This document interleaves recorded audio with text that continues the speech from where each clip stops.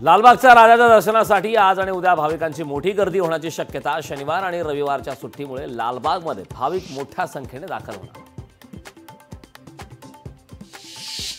राज्यातील 24 उपजिल्हाधिकाऱ्यांना बढतीचा प्रस्तावाविरोधात 3 संघटनांनी मुख्य सचिवांकडे तक्रार। नियम डावलून उपजिल्हाधिकाऱ्यांच्या बढती दिल्याचा आरोप।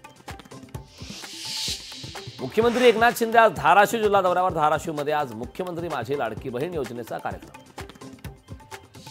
उपराष्ट्रपती जगदीप धनखड आजपासून 2 दिवसीय महाराष्ट्र दौऱ्यावर। मुंबईत उद्या उपराष्ट्रपती संविधान मंदिराचं उद्घाटन करणार। पंतप्रधान नरेंद्र मोदी पुणे दौऱ्यावर। 27 सप्टेंबर रोजी नरेंद्र मोदींचा पुणे दौरा। शिवाजीनगर ते स्वारगेट या मेट्रो मार्गाचं पंतप्रधानांच्या हस्ते उद्घाटन। साताऱ्यात कोयना धरण परिसरात पावसाचा जोर ओसरला। साताऱ्यात ऊन पावसाचा खेळ सुरू। शेतकऱ्यांमध्ये आनंदाचं वातावरण। वाशिम शहर वाहतूक शाखा ॲक्शन मोडवर। नियम तोडणाऱ्यांविरोधात शहर वाहतूक विभागाची धडक कारवाईची मोहीम।